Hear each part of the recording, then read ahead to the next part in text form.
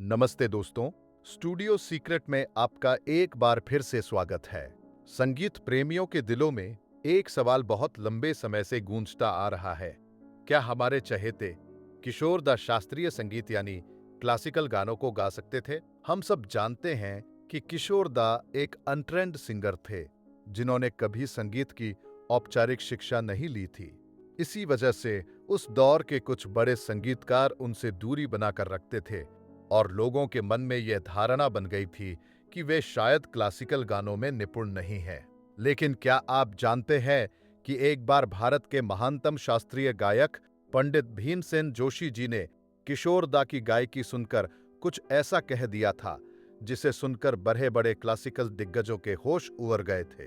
उन्होंने मजाकिया लहजे में एक ऐसी चेतावनी दे दी थी जो आज भी संगीत के गलियारों में मशहूर है। तो चलिए आज इस राज से पर्दा उठाते हैं और जानते हैं कि कैसे एक बिना सीखे गायक ने क्लासिकल की दुनिया में अपनी धाक जमाई। दोस्तों, किशोर दा की आवाज के बारे में अक्सर कहा जाता था कि वे सिर्फ हल्के फुल्के या मस्ती भरे गाने ही गा सकते हैं, लेकिन इस मिथक को सबसे पहले तोड़ा संगीतकार चित्रगुप्त जी ने।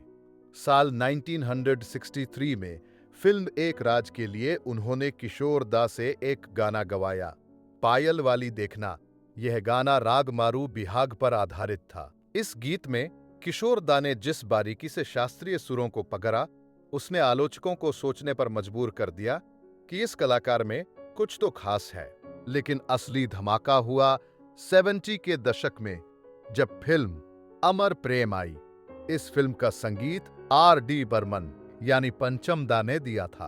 पंचम दा किशोर दा की असली ताकत को पहचानते थे। उन्होंने जानबूझकर इस फिल्म के लिए शुद्ध शास्त्रीय रागों पर आधारित धुनें तैयार की।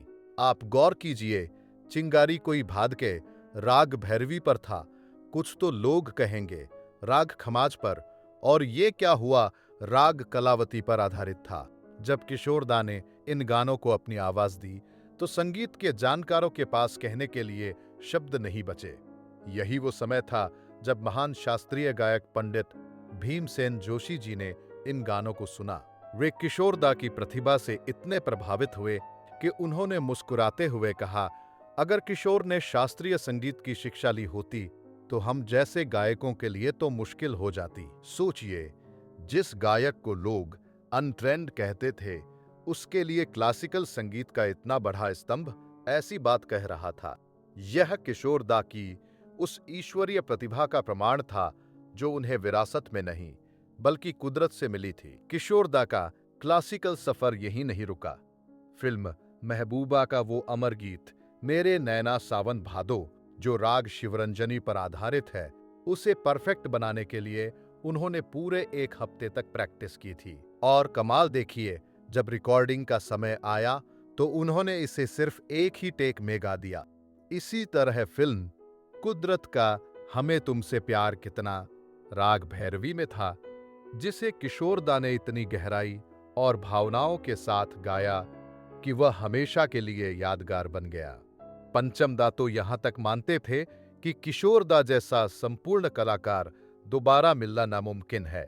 उनकी आवाज में वो जादू था जो कठिन से कठिन राग को भी इतना सरल बना देता था कि वह सीधे आम आदमी के दिल में उतर जाता था।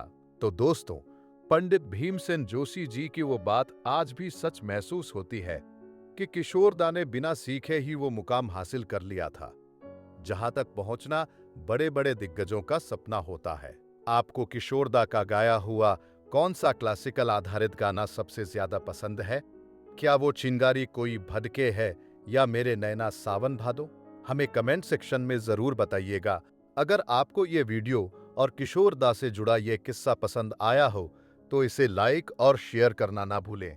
और हाँ, हमारे चैनल स्टूडियो सीक्रेट को अभी सब्सक्राइब करें ताकि आप संगीत की दुनिया के ऐसे ही अनकहे और अनसुने राज जानते रहें।